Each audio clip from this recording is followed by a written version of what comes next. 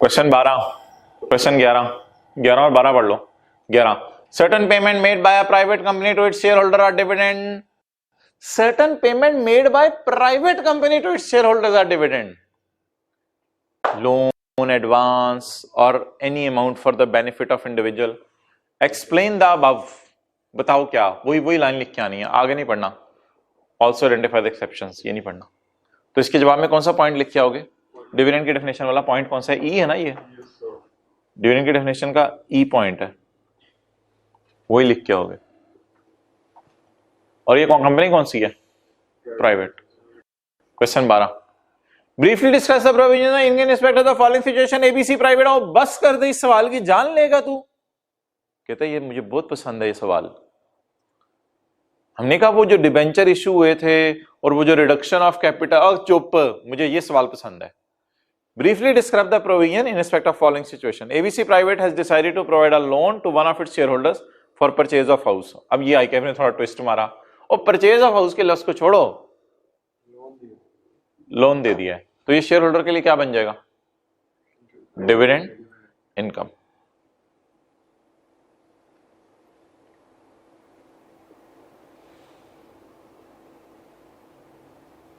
यार वो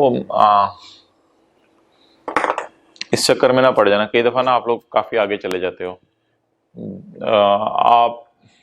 आपके बच्चे बैठे होते ना, उन्होंने सवाल पूछ लेना था, ये कंपनी ने लोन दिया है शेयर होल्डर को घर बनाने के लिए, लोन दिया है, प्राइवेट कंपनी ने लोन दिया है, तो ये इन डिविडेंड इनकम है इसकी। लेकिन सर ये जो घर बनाने के लिए लोन लिया तो ये शायद लोन पे इंटरेस्ट भी दे, तो इसको डिडक्टेबल अलाउंस मिलेगा या नहीं मिलेगा? नहीं भाई, इसको डिडक्टेबल अलाउंस नहीं मिलेगा वो वाला।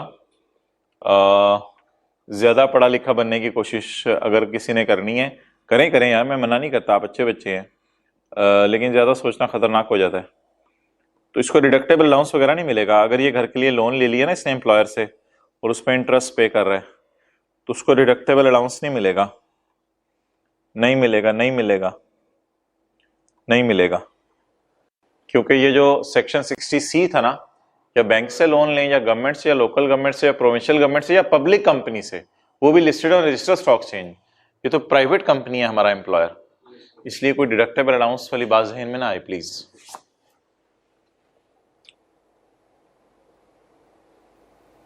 चीजों को ना मिक्सअप ना किया करें यार, जब मैंने मिक्सअप करना होगा ना मैं बताऊंगा। छोटी सी बात कर दूं, चलो छोड़ो। ऐसे ही किसी बच्चे ने एक और मिक्सअप वाला सवाल पूछा था चीजों को करने वाला, वो मेरे जहन में आ गया था। हाँ बोलो यार, वापस आ जाओ। जिथे दी, सॉरी, चैप्टर 5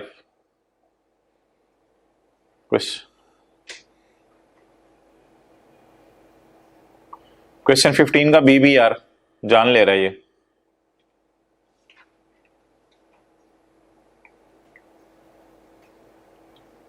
इसमें भी एक एक्सेप्शन जिसने पूछी है, एक्सेप्शंस में मैं आपको पढ़ाऊंगा। चलें, किधर चलें? गुजरांवाला, गुजरात, गुजरांवाला हो गया यार, ये पॉइंट ई भी हो गया। आगे आ जाओ।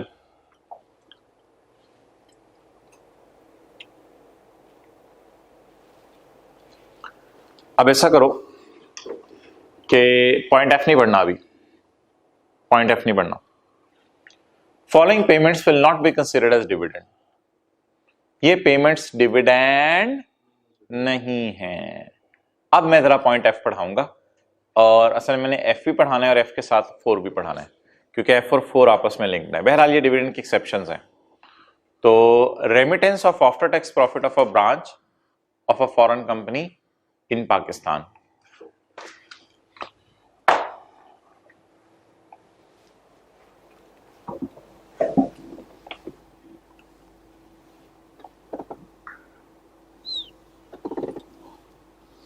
यहां लिख लो यार, remittance to head office.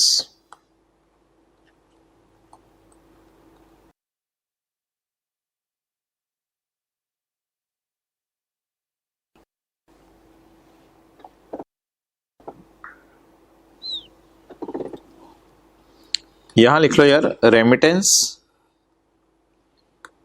To head office.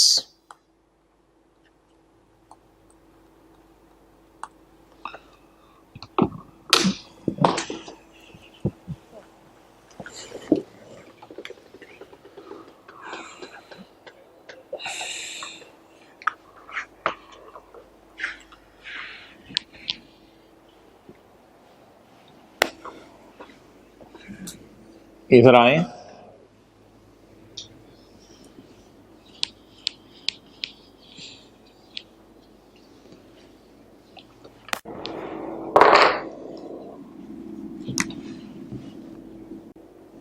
ये एक बार याद रखना, आपको एक जनरल रूल बता रहा हूं, कंपनीज पे ना डबल टैक्स होता है, कंपनीज पे डबल टैक्स होता है। देखो कैसे, कंपनी ने सेल की, खर्चे वगैरह हुए, ये हुआ कंपनी को प्रॉफिट, इसे कहते हैं प्रॉफिट बिफोर टैक्स। ठीक है, फर्ज करो कंपनी को प्रॉफिट हुआ 100 रुपया, कंपनी का टैक्स रेट क्या है?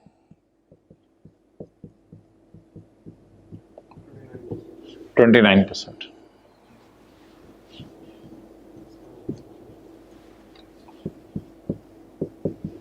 Profit after tax 71।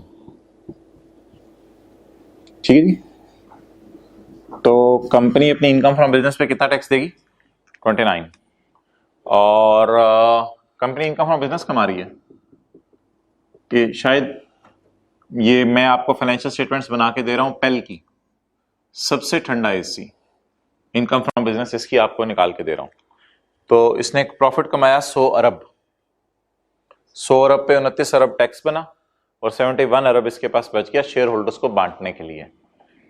Share holders को फर्ज करो ये पेल कंपनी 71 पूरा बांट दे,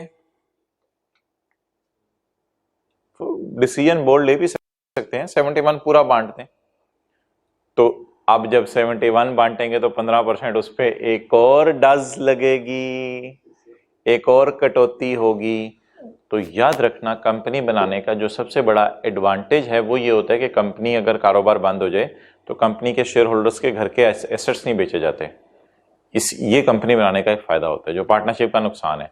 लेकिन कंपनी बनाने का नुकसान ये होता है सबसे बड़ा, ये तो मैंने आपसे ऐसे ही पता नहीं किस लॉ की बातें शुरू कर दी थी, ये टैक्स लॉ की बात नहीं थी, मैं अब टैक्स लॉ की बात करता हूं। कंपनी बनाने का सबसे बड़ा नुकसान ये होता है कि कंपनी बनाने की डबल टैक्सेशन होती है। ये जो कंपनी अपनी बिजनेस इनकम में टैक्स देती है, फिर जो प्रॉफिट जब आप शेयर होल्डर को देते हैं तो उस पर भी टैक्स लगता है। क्लियर? तो अब जब ये कंपनी 71 अपने शेयर होल्डर्स को बांटेगी तो 71 पे जरा 15% बताओ, 10.65 काटेगी और बाकी जो तकरीबन 61 के करीब या 60 के करीब जो पैसे हैं वो शेयर होल्डर्स को दे देगी। क्लियर? तो ये कंपनीज पे डबल टैक्सेशन है। अच्छा, अब ये बात मेरी एक जनरल थी जो मैंने आपसे करनी थी in the context of general understanding, कि आपकी जनरल अंडरस्टैंडिंग डेवलप हो जाएगी। इस बात को बुनियाद बना के अब मैं वो बात करने लगा हूं जो हमारे लॉ में लिखी हुई है और जो अब मैं पढ़ाने लगा हूं। अच्छा, ये तो होगी लोकल कंपनीज की बात। अब मैं बात करता हूं एक फॉरेन कंपनी की जो बाहर से आई हुई है। जो फॉरेन कंपनीज हैं वो भी इसी तरह, जैसे कोक की ब्रांच है पाकिस्तान में, तो ये तो पहले तो है ही पाकिस्तान की कंपनी ना। फर्ज करो कोक की ब्रांच पाकिस्तान में है, कोक है हेड ऑफिस बाहर के मुल्क में। तो अगर फॉरेन कंपनी की मैं बात करूं तो फॉरेन कंपनीज जो है ना एक गड़बड़ करती थी। फॉरेन कंपनीज क्या करती थी? फॉरेन कंपनी 100 रुपया कमाती थी, 29 रुपए एफबीआर को टैक्स देती थी, 71 रुपीज एफबीआर कहता था किधर हैं? वो कहता है मैं तो अपने हेड ऑफिस भेज रहा हूं, उन्होंने मंगवाए हैं। तो एफबीआर कहता था वो डिविडेंड नहीं बांटा आपने?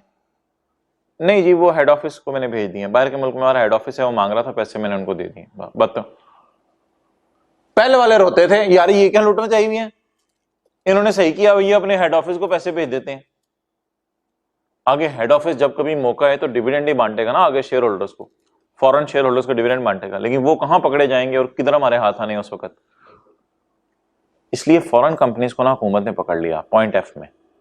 वैसे फॉरेन कंपनीज पहले बड़ी खुश थी जब तक डिविडेंड वाली डेफिनेशन में पॉइंट एफ नहीं था। फॉरेन कंपनीज को हुकूमत ने पकड़ लिया हुआ है। हुकूमत कहती है जब तुम ये 71 भेजो ना हेड ऑफिस तो एज्यूम कर लेना ये डिविडेंड है। तो फॉरेन कंपनीज ने कहा हमने तो अभी शेयर होल्डर्स को बांटा ही नहीं, और चुप, शेयर होल्डर को बांटा नहीं है। इन द एंड जाके तो वही कर रहे हैं ना तुम लोगों ने भी। ऐसे ही तुम हेड ऑफिस को भेजो तो 15% टैक्स काट के भेजना। तो अब होता यह है कि जिसको आप फॉरेन रेमिटेंसीज कहते हो, बाहर के मुल्क में पैसे भेजना, अब वो बाहर के मुल्क में फिर पूरे पैसे नहीं जाते 71। 100 में से 29 रुपए की पहले कटौती होती है, वो इनकम फ्रॉम बिजनेस कटा है, इनकम बिजनेस का टैक्स कटा है, और फिर फर्दर 15% टैक्स कटेगा। तो भाई जो हेड ऑफिस है कोक का, उसको फिर कटा के बहुत कम पैसे जाते हैं। तो अब मैं बात करता हूं कोक की, ठीक है जी। कोक इंटरनेशनल, कोक इंटरनेशनल, ठीक है। नाउ इस कहानी के बाद अगली कहानी क्या होगी? Now Coke Pakistan will deduct 15% on 71, will deduct 15% on 71 and will send head office, बताओ 71 पे 15% कितना, और पैसे भेजेगी 60.35, will send head office 60.35। ये अब ये मिसाल बिल्कुल कोई याद रखने की जरूरत नहीं है ना, मेरा नोट भी करने की जरूरत नहीं है। मैं पढ़ देता हूं, अगर आपका दिल चाहे तो इसको नोट कर लेना, मैं पढ़ देता हूं, कोई जरूरी बात नहीं है। थ्योरी की हद तक एक बात थी, समझाने के लिए वो सारा शो करना पड़ता है। असल में कंपनीज के न्यूमेरिकल आपके सिलेबस में नहीं है ना, वो न्यूमेरिकली बात क्या, रेमिट, रेमिट क्या होता है? भिजवाना, लिख लो भिजवाना, रेमिट भिजवाना, सेंड करना, सेंड करना, उर्दू भिजवाने की जगह सेंड करना लिख लो, सेंड करना, सेंड करना क्या, सेंड करना, सॉरी सेंड करना किसको, नहीं किसको, मैंने लिखवा दिया, सेंड करना किसको, हेड ऑफिस को। क्या सेंड करना? After tax profit. ये देखो ये देखो, ये होते after tax profit. It is dividend, it is a dividend, it falls under the definition of dividend. It is not dividend, it is dividend earned by head office, it is dividend received by head office. Remittance of after tax profit of a branch of a foreign company, after tax 71 भेजना था, ये ना समझ लेना भेज भी दिया। Remittance of 71, जैसे ही 71 रेमिट होने लगे तो एकदम ये लॉ आगे बढ़ेगा, कहेगा 71 ना भेजो। रेमिटेंस ऑफ 71, ये किसने भेजे? किसी ब्रांच ने भेजा है। ब्रांच किसकी है? फॉरेन कंपनी की है। कहां? पाकिस्तान में।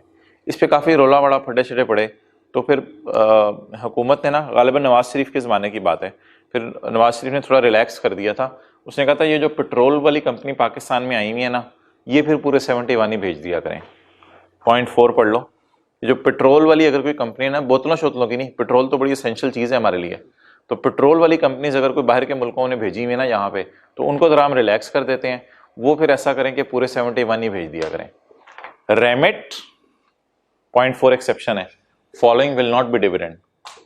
Remittance of 71 by a branch of petroleum exploration and petroleum foreign company and production foreign company, यानी कि जो पेट्रोल वगैरह एक्सप्लोर कर रहे हो या पेट्रोलियम प्रोडक्ट्स प्रोड्यूस कर रहे हो, तो वो अगर कोई फॉरेन कंपनीज ने पाकिस्तान में ब्रांचेस खोली हुई हैं तो वो खैर पूरे पैसे भेज दिया करें। क्लियर? तो रेमिट्स, एक बात ये भी हो सकती थी, इन द एंड लिख देते एक्सेप्ट पेट्रोलियम एंड, ये यहां भी लिख सकते थे। तो रेमिटेंस ऑफ प्रॉफिट किसने रेमिट किया? ब्रांच ने। किसकी ब्रांच है? कहां? पाकिस्तान में। किसको रेमिट किया? To head office. कैमरा उधर कर दो यार, किसी ने पॉज करके, इन्होंने तस्वीर खींचनी है कर ले, मैं नोट करने का टाइम नहीं दे रहा।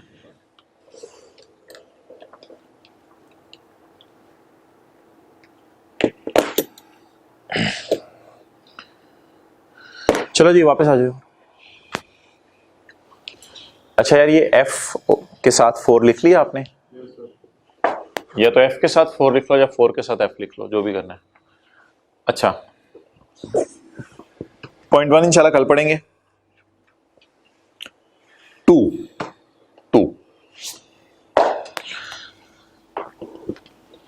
यार मुझे ये बताओ कि बैंक्स प्राइवेट कंपनीज है पाकिस्तान में, मेरा नहीं ख्याल है ऐसे कोई बैंक प्राइवेट कंपनी है।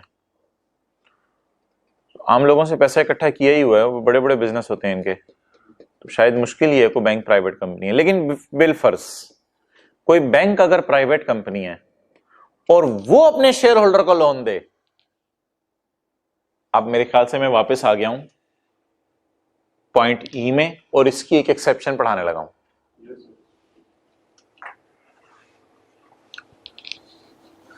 अगर बैंक अपने शेयर होल्डर को लोन दे, क्या बैंक का काम है lending of money to customers?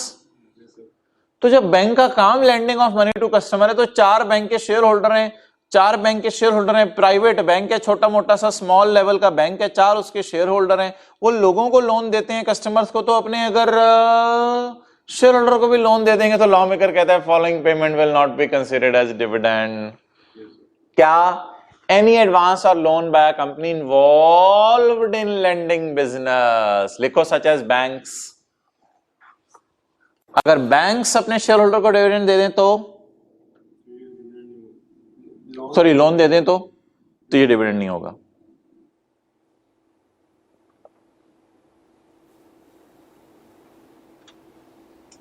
क्योंकि उनका काम ही क्या है,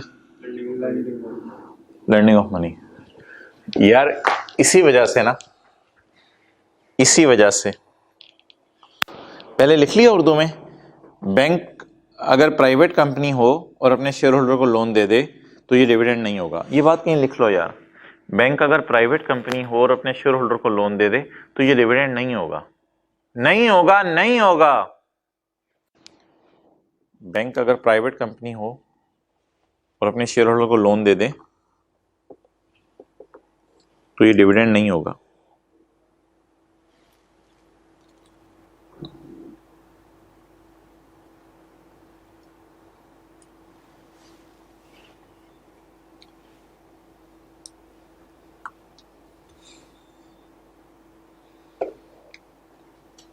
इसी वजह से देखो, इसी वजह से देखो, इसी वजह से देखो क्वेश्चन 6, कंपनी मैन्युफैक्चरिंग एक्टिविटीज कर रही है, बैंक नहीं है।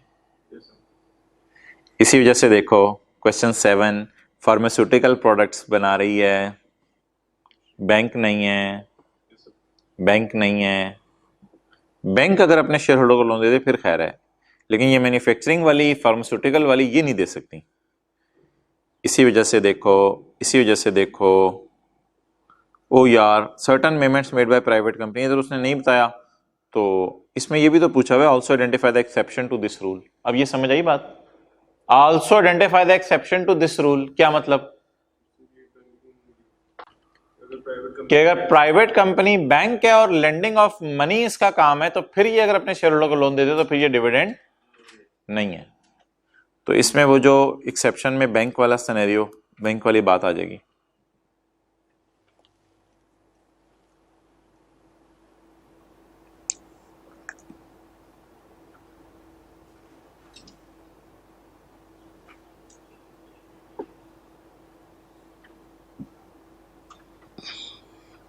चले आ जाए वापस।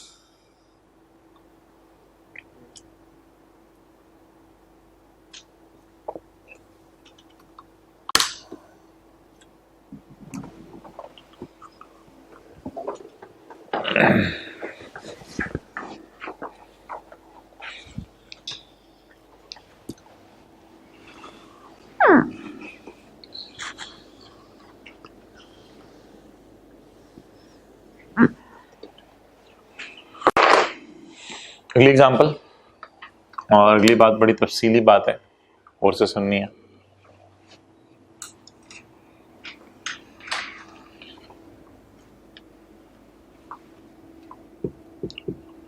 तो 10 है, 2011 है।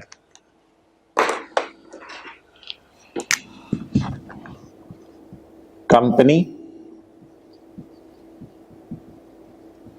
Provided loan, private company, private जो बैंक नहीं था, private company provide loan to mister C. Mister C कौन है? एसेट से क्या मुराद है? Share holder, private company provide loan to mister C of ₹10 million, ठीक है। बाकी शेयर होल्डर्स ने कहा यार उधार ना ले ना ले ना ले, मैंने कहा नहीं यार मैंने उधार लेना है, बात खत्म हुई, मुझे उधार चाहिए, दे दो यार। और दे दिया प्राइवेट कंपनी ने अपने शेयर होल्डर को उधार। 2010 में ना कंपनी को कोई प्रॉफिट्स वगैरह नहीं आए, तो कंपनी ने प्रॉफिट्स नहीं बांटे। 2011 आया तो कंपनी ने अनाउंस किया dividend, company announced dividend of ₹13 million for mister C, वही जो शेयर होल्डर है, सबके लिए डिविडेंड अनाउंस किया, तो इसका डिविडेंड बना 13 मिलियन, ठीक है। अच्छा ये आया, हो यार कंपनी हीर होगी, 13 मिलियन डिविडेंड मेरा बना, जल्दी दे मेरा डिविडेंड। कंपनी ने कहा यार वो उधार तो वापस कर दो, कंपनी तो उधार वापस मांगेगी ना। कंपनी का यार वो उधार तो वापस कर दो। कॉन्ट्रा एंट्री पड़ी हुई है ना रिसीवेबल पेबल वाली, देखो जरा। पहले क्या सिनेरियो हुआ है, प्राइवेट कंपनी का शेयर होल्डर किसके पास गया, कंपनी के पास, कंपनी से क्या कहा मुझे उधार दे दो 10 मिलियन, कंपनी ने उधार दे दिया। 2011 में कंपनी ने कहा यार सारे शेयर होल्डर्स को हम 13 मिलियन डिविडेंड दे रहे हैं, तुम भी आ जाओ 13 मिलियन डिविडेंड लेने। ये 13 मिलियन डिविडेंड लेने गया, कंपनी ने कहा वो 13 मिलियन देखो दराज में पड़ा है। इसने दराज खोली, गिना 13 मिलियन, इसने कहा हाँ पड़ा है, मेरे ब्रीफ केस में रख दें। कंपनी ने कहा नहीं, मुझे उधार जरा वापस कर दो, पहले तुमने पैसे हमसे लिए हैं वो तो यार वापस करो। इसने कहा यार उधार मैं नहीं वापस कर सकता। कंपनी ने कहा चल ना, 3 मिलियन डिविडेंड दे के फारिग किया। तो कंपनी ने वो पैसे काट लिए, कंपनी ने पैसे काट लिए। कैसे? कंपनी ओनली पेड, बोलो बोलो बोलो बोलो, company only paid ₹3 million. Company ने उसे 3 मिलियन दिए। क्या किया कंपनी ने? लोन की पेमेंट जबरदस्ती रिसीव कर ली। तो अब मेरे भाई आप मुझे बताओ इसकी डिविडेंड इनकम कितनी है? यार ये तो ज्यादती हो जाएगी उसके साथ, कि उसकी डिविडेंड इनकम 23 मिलियन बना दो आप, कि 10 मिलियन ये, हाँ अगर वो लेके ही 13 जाता फिर और बात थी, वो लेके ही 13 जाता फिर और बात थी। अब तो एक तरह का कंपनी ने उधार अपना वापस ले लिया है। तो अब मेरे ख्याल से थोड़ा सा इसको यार रिलैक्स करो बंदे को। अब ऐसा करो, वो जो अमाउंट सेट ऑफ हुई है ना 10 मिलियन, उसे डिविडेंड में ना डालो, ठीक है। Now 13 is not dividend, agreed? 13 dividend नहीं है। डिविडेंड इनकम कितनी है? 3।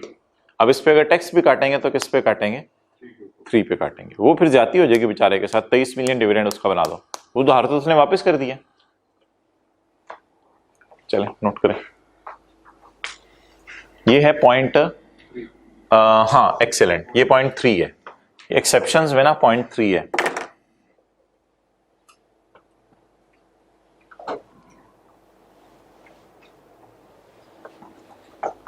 Now 13 is not dividend, only 3 is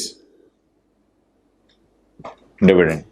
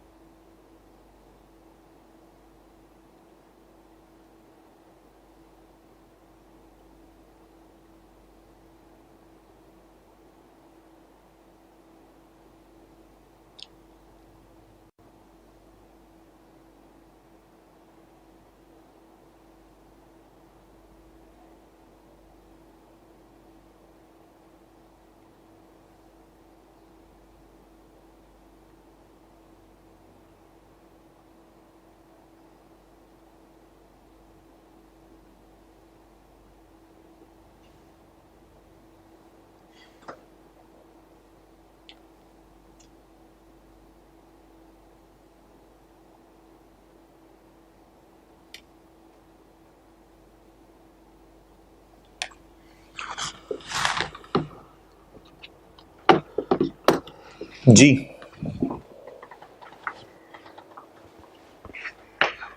अब ये जो मैं प्रोविजन पढ़ाने लगा ना, तो इसने लिखा हुआ है सेट ऑफ जो अमाउंट हुई है वो डिविडेंड नहीं है, यानी 13 is not dividend, only 3 is dividend. इस बात का क्या मतलब है? 10 इज नॉट डिविडेंड।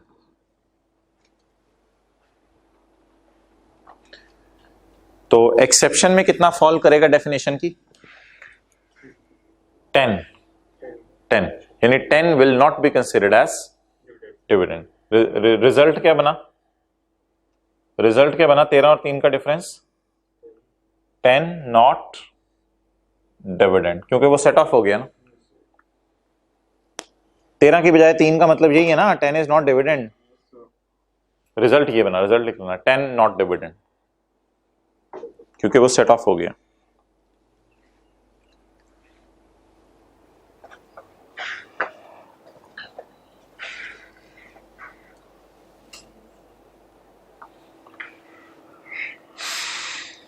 आ जाओ,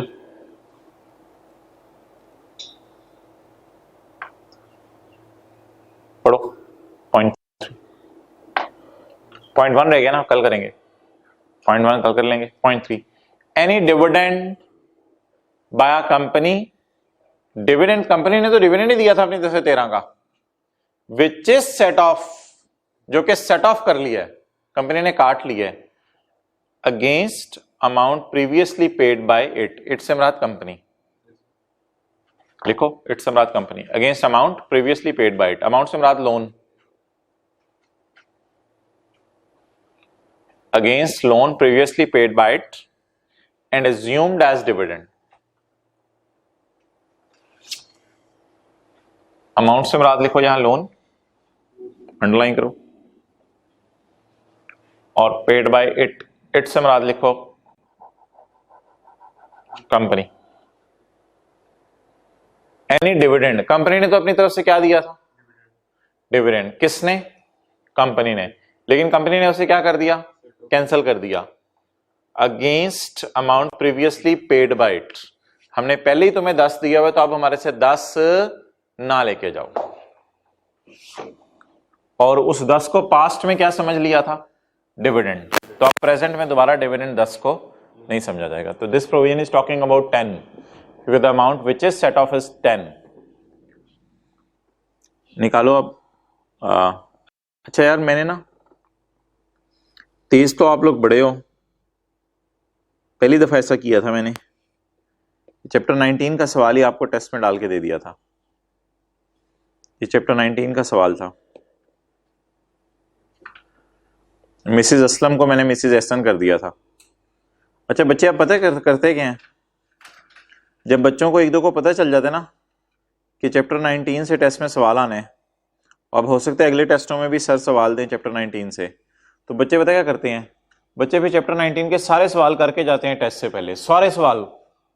मैं खुश हो जाता हूँ यार खीर हो गया। अगर ये होने लग जाए तो पीछे रह गया। यानी मैंने भी होमवर्क में भी नहीं दिए होते, वो सवाल करना शुरू कर देते हैं चैप्टर 19 के, यार ये ना टेस्ट में आ जाए, यार ये ना टेस्ट में आ जाए। ओ यार खीर, मैं कहता हूँ यार फैलाओ इस बात को, फिर तो खीर औसम हो जाता है। वैसे इंप्रेसिव होते हैं बच्चे, पूरा चैप्टर 19 बिजनेस के अलावा ना सारे सवालों को हाथ डाल लेते हैं। यार क्या पता ये टेस्ट में आ जाए, क्या पता ये टेस्ट में आ जाए। किधर है यार मिसिज असलम, किधर है? ये है मिसिज असलम को मिसिज एहसन किया था मैंने टेस्ट में। और यार एक लाइन ना मैंने असल में अभी तक आपको पढ़ाई नहीं हुई थी, वो ये थी कि an amount of 355 was received from her शोहर एज सपोर्ट पेमेंट, मदद के तौर पे, under an agreement to live apart. शोहर ने उसको तलाक दे दी थी। ये एम्प्लॉयर एम्प्लॉय वाली बात कोई नहीं थी, ये एक अलग बात थी। शोहर ने उसको तलाक दे दी थी। तो एक चैप्टर है हमारा 13, उसमें मैं पढ़ाऊंगा कि तलाक के वक्त जो बीवी को पैसे मिले वो एग्जेम्प्ट होते हैं। तो इसलिए मैंने ना टेस्ट जब अपलोड किया था तो यहाँ ब्रैकेट में लिख दिया था दिस अमाउंट इज एग्जेम्प्ट, क्योंकि आपको अभी ये पढ़ाई नहीं हुई थी। तो इसलिए वो तो आपने ऑब्वियसली एग्जेम्प्ट कर ही दी होगी, वो तो इजी मार्क्स गेन कर लिए होंगे। सवाल की तरफ आते हैं। इस सवाल में एक बहुत ही खूबसूरत और हिडन एडजस्टमेंट थी, वो मैं बताता हूँ कौन सी है। पहले सवाल को पढ़ना शुरू करते हैं। Mrs Aslam was employed with Sahal limited as a marketing manager on 30 June 2017, साल के आखिरी दिन, ये पिछले साल का आखिरी दिन है। On 30 June 2017 she resigned from her employment with SL. इसलिए मैंने होमवर्क नहीं दिया हुआ था, आज ये सवाल डिस्कस करना था। अब आज मैं जो होमवर्क देना होगा ना वो नीचे पट्टी में डाल दूंगा, वेबसाइट पे देख लेना। On 30 June 2017 she resign from her employment with SL. पिछले साल के आखिरी दिन उसने नौकरी छोड़ दी है, लेकिन उसको पिछले साल के आखिरी दिन जो नौकरी छोड़ने की वजह से कुछ पैसे बनते हैं ना पुराने एम्प्लॉयर से, वो हमारे साल के पहले दिन रिसीव हो रहे हैं। इसलिए ये नहीं देखना कि ये पिछले साल से रिलेट कर रही है अमाउंट्स, अगर मिल हमारे साल रही है तो salary is taxed on received base, इसलिए हमारे साल इसको लेंगे। On 1 July 17 she joined Hasan Pakistan limited, a quoted company as a marketing. ओहो, ये 1 जुलाई यहां तो किसी और कॉन्टेक्स्ट में था, मैं इस वाले 1 जुलाई को समझ बैठा। ये तो 1 जुलाई से उसने क्या कर दिया, नई कंपनी में काम शुरू कर दिया है, कोटेड कंपनी। कोटेड का मतलब होता है listed, as a marketing director. She has provided the following information respect of the tax year 2018। तो in July 17 she received following amounts from पुराना एम्प्लॉयर। तो जुलाई 17 तो हमारा ही साल बन गया ना 18। लीव इनकैशमेंट इसको फुली टैक्सेबल कर देनी थी, बस एज इट इज 95 ऐड करना था। ग्रेचुइटी अनरिकॉग्नाइज्ड वाली को क्या करना था, लोअर ऑफ या हायर ऑफ, लोअर ऑफ 75,000 और 50% ऑफ 5 लाख। अब मैं इस बहस में नहीं जा रहा, आसान चीजें हैं। अच्छा यार, उसको लाख रुपया मिला उसकी हेल्थ इंश्योरेंस पॉलिसी का, तो उसको लाख रुपया मिला उसकी हेल्थ इंश्योरेंस पॉलिसी का, and the insurance claim was lodged by SL on behalf of Mrs Aslam. पिछले साल का इंश्योरेंस क्लेम लॉन्च किया हुआ है, लेकिन अभी उसको मिल गया है। तो मेरे भाई इसमें कुछ लिखा हुआ था as per terms, not as per terms? जी मेरे भाई बताओ।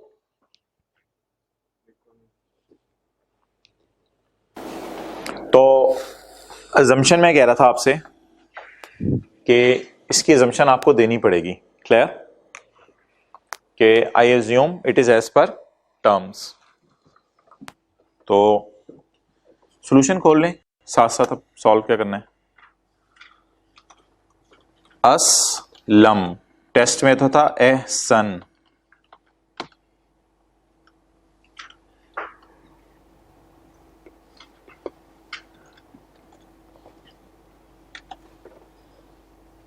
हाँ चलो यार मोहतरम, ये देख लें 95, ये आ गया सॉल्यूशन में 95,000। 5 लाख को क्या करना है, 5 लाख और 50% ऑफ 5 लाख 75,000 लोअर, 4,25,000 बाहर आ गया। इसके बारे में, रीइंबर्समेंट के बारे में हमने क्या समझ लिया कि ये क्या है, एज्यूमिंग एज पर टर्म्स, इसलिए इसको क्या कर दिया, एग्जेम्प्ट कर दिया। यार यहां पे एक बात आपसे कर दूं, अगर आपको बुरा ना लगे कि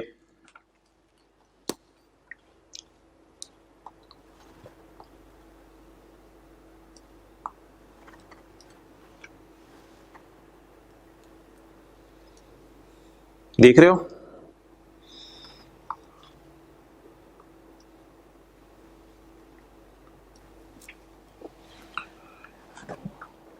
बड़ी इंपॉर्टेंट बात करने लगा हूं, सोतों को जगा दो, बड़ी इंपॉर्टेंट बात करने लगा हूं। आपने ये नहीं कहना कि सर इसे मेडिकल अलाउंस भी मिल रहा है और हॉस्पिटलाइजेशन भी मिल रही है, आपने ये नहीं कहना। क्यों? क्योंकि ये पुराने एम्प्लॉयर की है, ये नए एम्प्लॉयर की है। Do not mix up the things. ये पुराने एम्प्लॉयर से पैसे मिल रहे हैं, ये नए एम्प्लॉयर से पैसे मिल रहे हैं। It was the most technical point in this question, क्योंकि मैं आपसे भी शायद पहली दफा डिस्कस कर रहा हूं। कोई नहीं, अब टेस्ट में अगर गलती होगी आइंदा पेपर में सही कर दीजिएगा। तो इसको ना मिक्सअप नहीं करना। एसएल के लिए टेबल अलग जाके देखो, वो सैलरी वाले चैप्टर वाला। एसएल ने क्या दिया हुआ है, सिर्फ बोलो बोलो बोलो, एसएल ने सिर्फ हॉस्पिटलाइजेशन दी हुई है, और वो जम्पशन ले लेंगे एज पर टर्म्स है। इसलिए टाइम तो यार हमारा लग जाएगा, लेकिन क्या हमने क्या घर जाके करना है। तो ये क्या खुल गया यार, ये कैफ 7, जल्दी जल्दी बंद करो, बंद करो, ओए बंद करो जल्दी, सैलरी का चैप्टर।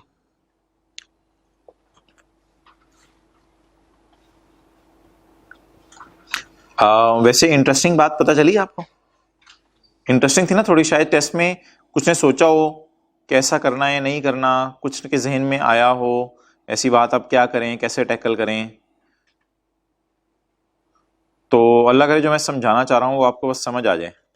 मैं समझाना पता है क्या चाह रहा हूँ, कि जब मैं बात कर रहा हूं ना एसएल की, तो एसएल ने बोलो सिर्फ हॉस्पिटलाइजेशन दी हुई है, इसलिए सिर्फ हॉस्पिटलाइजेशन को आपने करना होता है exempt assuming as per terms है, ये अजम्पशन दे देना। अच्छा इधर आओ, स्काई ब्लू, एचपीएल ने सिर्फ मेडिकल अलाउंस दिया हुआ है, इसलिए मजे की बात दोनों एग्जाम्प्ट हो रहे हैं। अब ये भी एग्जाम्प्ट हो रहा है, ये भी एग्जाम्प्ट हो रहा है, लेकिन ये ना मेरे से सवाल पूछना था, दोनों के एग्जाम्प्ट कर रहे हैं। अब आप क्या कहो, एचपीएल ने सिर्फ मेडिकल अलाउंस दिया हुआ है, बोलो अब सिर्फ मेडिकल अलाउंस कितना माफ हो जाता है? तो इसलिए देखो इस सवाल में हमने मेडिकल अलाउंस को 10% ऑफ बेसिक सैलरी तक एग्जाम्प्ट किया हुआ है। तो हर एम्प्लॉयर के लिए इस डब्बे को अलग अलग लगाना है या इकट्ठे लगाना है? ओवरऑल अलग अलग लगाना है। पहले एम्प्लॉयर ने सिर्फ क्या दी हुई थी? हॉस्पिटलाइजेशन, इसलिए वो माफ थी। दूसरे एम्प्लॉयर ने सिर्फ, और अगर एक ही एम्प्लॉयर हॉस्पिटलाइजेशन और मेडिकल अलाउंस दे देता तो फिर वो अलग बात थी, फिर वो चौथे पांचवें सिनेरियो में गिरना था कहीं। बड़ी मजे की चीज होगी यार ये। आगे चलो, हिडन एडजस्टमेंट आने लगी है, हिडन एडजस्टमेंट आने लगी है। इन accordance with the terms of employment, उसकी नौकरी के टर्म्स के मुताबिक, ऊपर नहीं लिखा हुआ था इन अकॉर्डेंस विद टर्म्स, इधर लिखा हुआ है सिर्फ in accordance with the terms of her employment, income tax related to her salaries to be borne by employer. ये हिडन एडजस्टमेंट थी, 3 स्टेप वाली वर्किंग करनी थी। पता चल गई थी? आपको पता चल गई थी? लेकिन ये जो आपने करनी थी ना वर्किंग, ये सिर्फ एचपीएल वाली सैलरी के लिए करनी थी, बिकॉज ये जो टैक्स बर्दाश्त कर रहा है, ये पुराना एम्प्लॉयर पुरानी सैलरी पे नहीं कर रहा, ये नया एम्प्लॉयर ने सिर्फ उसे ऑफर दी है। लेकिन वो एचपीएल पागल है यार, एचपीएल पागल है कि वो जो एसएल से सैलरी कमाएगी मिसेस असलम, उसका टैक्स भी एचपीएल अपनी जेब से दे। इसलिए सॉल्यूशन में देखो मैंने डब्बा अप्रोच लगाई है। डब्बा अप्रोच क्या, ये ना डब्बा थोड़ा सा बन नहीं सका था, लेकिन जो हमारा रिक्वायर्ड डब्बा है वो बना हुआ है। वो भी थोड़ा सा ये देखना जरा, ये देख, ये पुराने एम्प्लॉयर वाला मिस प्रिंटिंग हुई, ये पुराने एम्प्लॉयर वाला डब्बा है और ये नए एम्प्लॉयर से मिल रहे हैं। इधर आओ, ये जो टोटल नए एम्प्लॉयर से मिल रहे हैं ना, इसको आपने 3 स्टेप वर्किंग में लेके जाना था। ये जो पुराने एम्प्लॉयर से 5,20,000 का टोटल बन रहा है ना सैलरी इनकम में, इस पे नया एम्प्लॉयर अपनी जेब से टैक्स पे नहीं करेगा, वो इतना अच्छा नहीं है।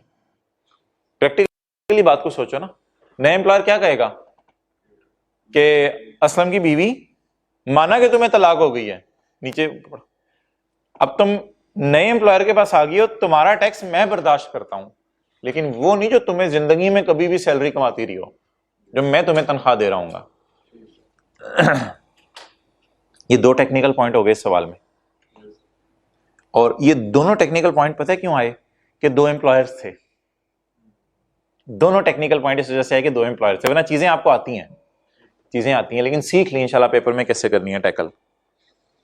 तो यार इसमें आप डिस्कशन तो करने की जरूरत नहीं। बेसिक सैलरी 20,000 वो कर लोगे, मेडिकल अलाउंस 60,000, इसको 10% ऑफ सैलरी तक माफ कर देना। Rent free accommodation, house rent allowance दिया हुआ है या घर दिया हुआ है एम्प्लॉयर ने एम्प्लॉय को? घर दिया हुआ है, अकोमोडेशन दी हुई है, तो उसकी फेयर वैल्यू है। एनुअल लेटिंग वैल्यू से मुराद लिखो फेयर वैल्यू। एनुअल लेटिंग वैल्यू का मतलब होता है fair value, fair rent, fair market rent. तो देख लो यार नए एम्प्लॉयर से क्या क्या करना है। बेसिक सैलरी ऐड हो गई, मेडिकल अलाउंस 10% तक माफ हो गया, और higher of 45% of basic salary, या वो पैसे जो एम्प्लॉयर देता अगर घर ना देता मिसिंग है, तो फेयर मार्केट रेंट से कंपेयर किया, हायर आ गया 1080। अच्छा आगे बढ़ो, ये ट्रेवलिंग अलाउंस क्यों दिया इसने? Travelling allowance of 50,000, 60% of spend in performing official duties. Allowances जो ऑफिशियल ड्यूटी वाले हैं उनका क्या करना होता है? एक्सीलेंट, वो सैलरी में ऐड नहीं करते, तो 60% ऐड नहीं करना है, तो कितना ऐड कर देना है? 40%। ये पर मंथ तो नहीं है, पर मंथ है ना? तो 50,000 ज़रब 12 ज़रब 40%।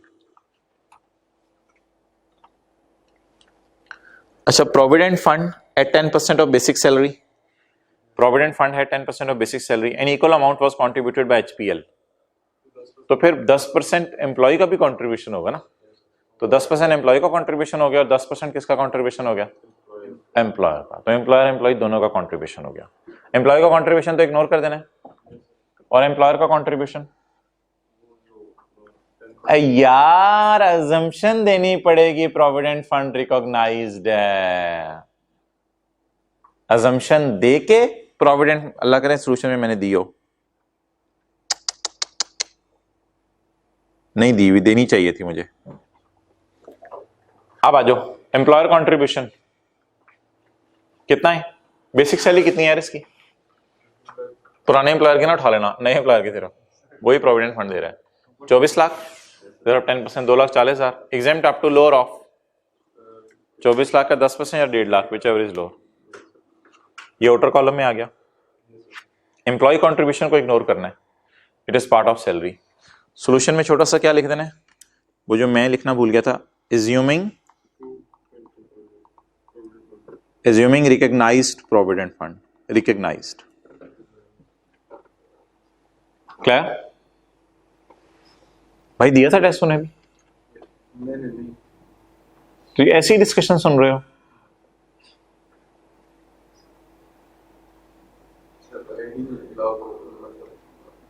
बता देना था तुमने, बता देना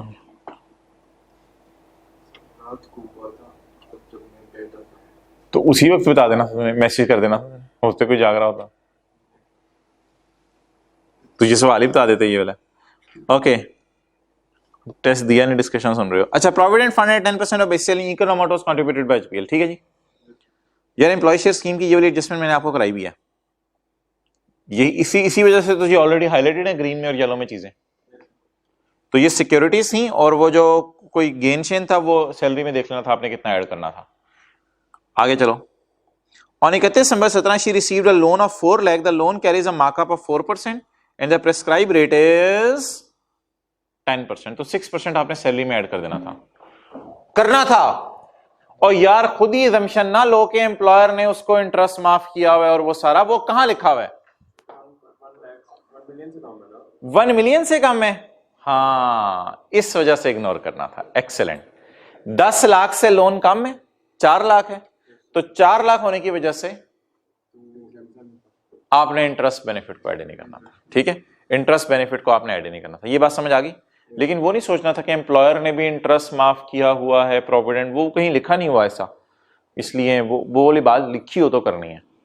और आगे ये तो एम्प्लॉयर से तोहफा मिला है, ये ऐड हो जाएगा, और ये शोहर से तलाक मिली है तो ये माफ कर दें यार, बेचारी को गम है, ज़कात है और डोनेशन है, ठीक है। ओके, होमवर्क फिर मैं लिख दूंगा। अस्सलाम वालेकुम।